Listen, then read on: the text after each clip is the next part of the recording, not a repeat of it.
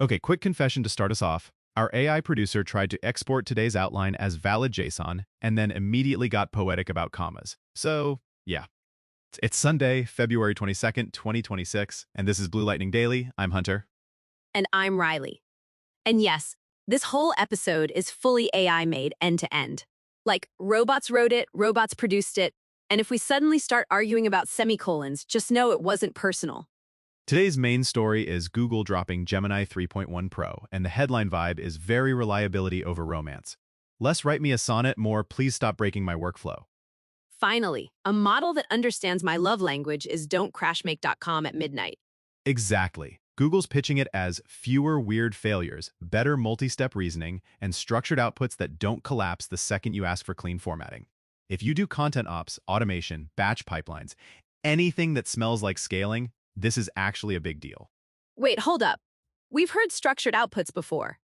Every model is like, I'm great at JSON, and then it hands you a vibe-based list with a trailing comment and a random apology. What's different here? The pitch is disciplined, like staying inside constraints when you stack them. Brand voice plus platform rules plus legal guardrails, and it doesn't wander off halfway through like it saw a squirrel. The stop babysitting me model. I love that. Because honestly, the most expensive part of using LLMs isn't the token cost, it's me doing emotional labor. So if we're testing this like creators, not like lab rats, what's the first real-world test? For me, it's the cursed pipeline test. Give me a batch of captions, each with a hook label, a character count, a CTA, and export as schema-valid JSON. And then you run it through your automation like a stress test. Because the truth is, if it breaks once, it breaks your trust for like a month. Yup, and I'd add a second step.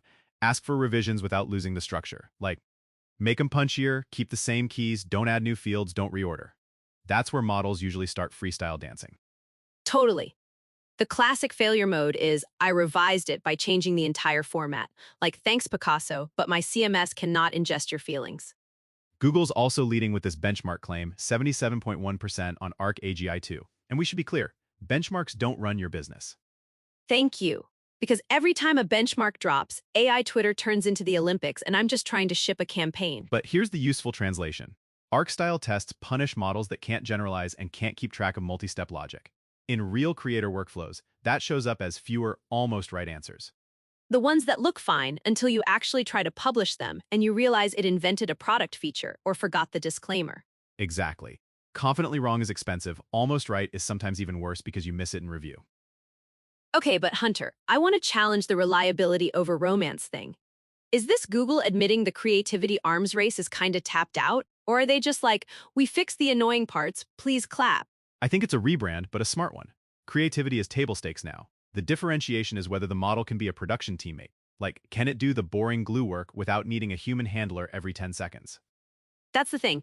Creators don't actually need infinite novelty. We need repeatability. We need make me 20 variants, but keep the same offer logic and the same tone rules.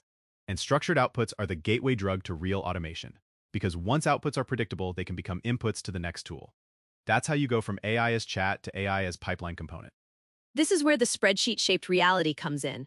Content teams live in grids, ads live in grids, product catalogs live in grids. If the model can't output in grid-friendly structure, you're back to copy-pasting like it's 2012. You're paying the formatting tax. The worst tax, no refunds. Google says Gemini 3.1 Pro is rolling out across the Gemini app, Google AI Studio, and Vertex AI, and there's developer access and preview via the Gemini API as Gemini-3.1-prod-preview. So it's not just locked in one UI. That distribution matters. Because creators live in the app, but teams that scale live in AI Studio and Vertex. If you can prototype and then deploy without rewriting everything, that's actually huge. Now, where do you think models still drop the thread most often in multi-step workflows, like brief to variants to assets to metadata? Oh, easy. Midway through, when instructions start stacking, the model remembers the fun parts and forgets the annoying parts. Like it'll keep the tone but forget the compliance line. Or it'll keep the structure but suddenly ignore the banned words list. Yeah, constraint stacking is where the wheels come off. My best mitigation that isn't add more humans is to add more gates. Like, have the model generate, then do a self-check pass that only validates rules. Not rewrite, just flag violations. Love that. Separate generation from verification. Also schema validation. If you're using structured outputs, you should still validate downstream and kick back failures for a retry. Treat it like software, not like magic. Yes, AI is not your intern, it's your unreliable microservice. Speaking of verification, quick ecosystem check-in because Google's been on a little creator tool tear lately. We just talked this week about DeepMind's Lyria 3 music generation inside the Gemini app. 30-second tracks from text prompts, even vibe match from photos and videos. Which is so fun, but also it's packaging. It's like Google is trying to make Gemini the all-in-one creator desk, script, thumbnail concept, music bed, and now a model that can actually follow instructions. And then SynthID detector got audio uploads, so you can check if an audio clip has Google's invisible SynthID watermark. That's provenance becoming a practical workflow step, not just a research topic. That's a big deal for agencies, because where did this voice come from is now a question clients ask before they ask how the edit looks. Also, earlier we covered Gemini 3 Flash's agentic vision, the version that double-checks images instead of guessing. It can zoom, crop, run code, basically look again on purpose. That's the theme. Verification loops. Reliability. The era of one-shot and pray is getting dragged. Back to Gemini 3.1 Pro. If structured outputs get genuinely dependable, which jobs in content ops get reshaped first? The poor soul who manually reformats everything into spreadsheet-shaped reality. That person gets their life back. True. Also, a chunk of QA changes.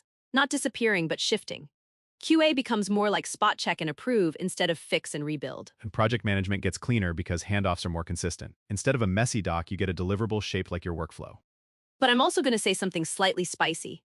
Creators should not treat this as switch everything to Gemini 3.1 Pro tomorrow. It's still preview.